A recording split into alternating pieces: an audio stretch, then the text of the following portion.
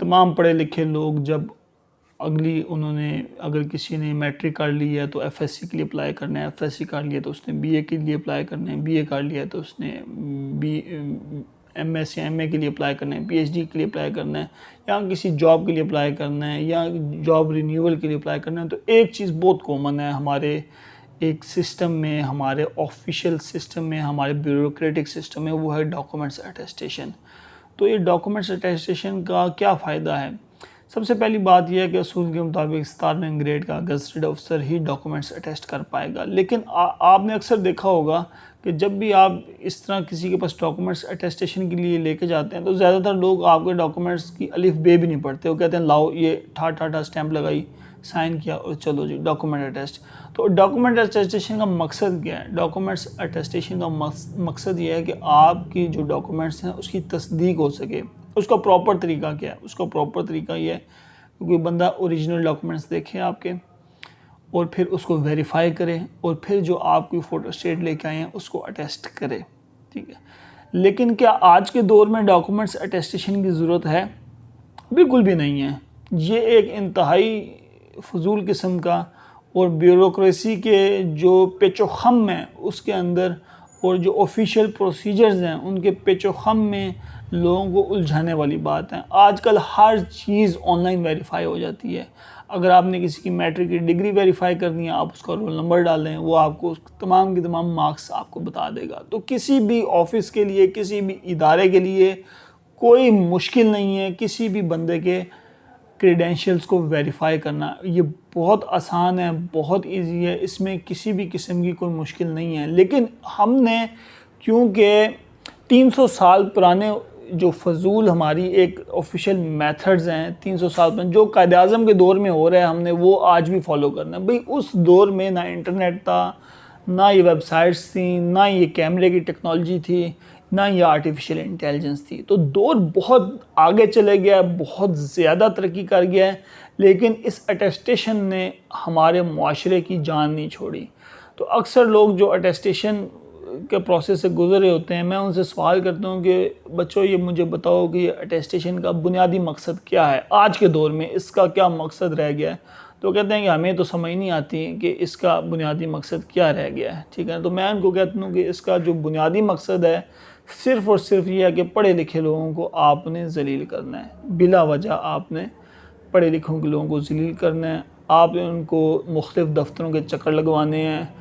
آپ نے ان کو اس طرح کی یوزلیس اور فضول قسم کی پروسیجرز کے اندر ان کا وقت ضائع کرنا ہے، ان کی انرجی ضائع کرنی ہے. بھئی آج کے دور میں اٹیسٹیشن کی ضرورت نہیں ہے. اگر کسی بندے کے ڈاکومنٹس غلط ہیں، جعلی ہیں، تو آپ وہ آن لائن بھی ویریفائی کر سکتے ہیں. اور ہو سکتا ہے کہ اس بندے کے ڈاکومنٹس کے اوپر سٹیمپ بھی لگی ہو، اس کے اوپر سائن بھی ہوئے ہوں، لیکن وہ جعلی ہو. کون ویریفائی کرتا ہے آن لائن جا کے؟ جب ویب سائٹس آ گئی ہیں، جب آرٹیفیشیل انٹیلیجنس آ گئی ہے، اتنا ریپڈ فاسٹ انٹرنیٹ ہے، یہ دور ہے، تو آپ کسی بھی بندے کے کریڈینشیلز بڑی آرام سے آن لائن چیک کر سکتے ہیں. کوئی مشکل نہیں ہے، کوئی دقت نہیں ہے، کوئی پریشانی نہیں ہے. تمام بورڈز نے اپنے ریزلٹس آن لائن آویزہ کیے ہوئے ہیں، آپ آرام سے چیک کر سکتے ہیں.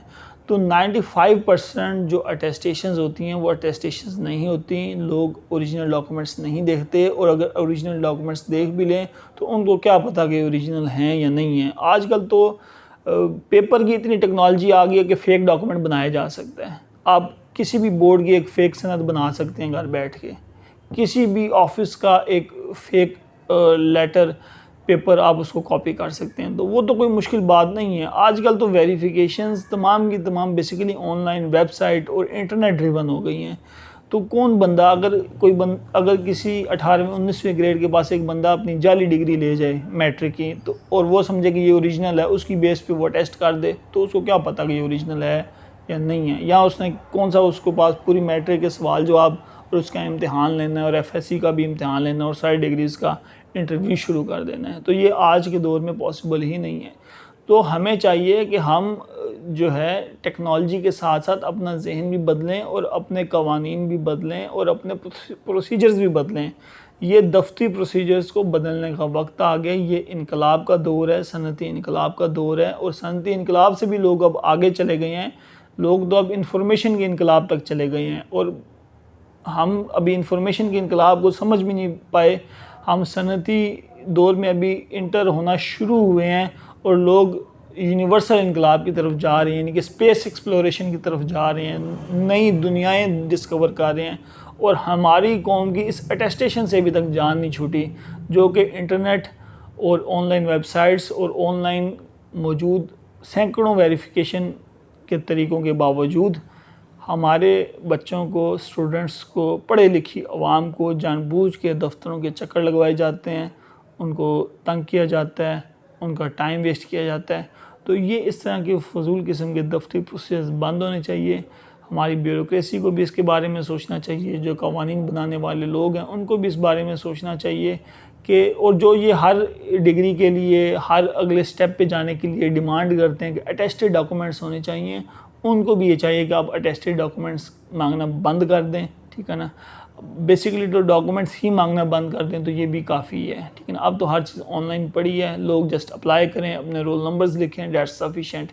اتنا زیادہ ڈیٹا آ گیا. اب تو ہارڈ ڈسک کے اندر ٹیرا بائٹ سے بھی بہت زیادہ آگے تک کی ٹیکنالوجی چلے گئی ہے. تو آپ لاکھوں اربوں قسم کی ڈگریز ایک ہارڈ ڈسک میں سیو کر سکتے ہیں. تو اتنے بیک اپ سسٹمز ہیں, اتنی ایڈوانس ٹیکنالوجی ہے, تو اتنے لمبے لمبے فارم اور یہ سارے اتنے منوں اور ٹنوں کے حساب سے ہم ضائع کر رہے ہیں. پیپر بھی اور فوٹو اسٹیٹ مشینز بھی ہم فضول میں استعمال کر رہے ہیں, صرف اس لیے کہ آپ نے ہر چیز کے لیے ڈاکومنٹس دینے ہیں, ہر چیز کے لیے اٹیسٹیشن کرنی ہے.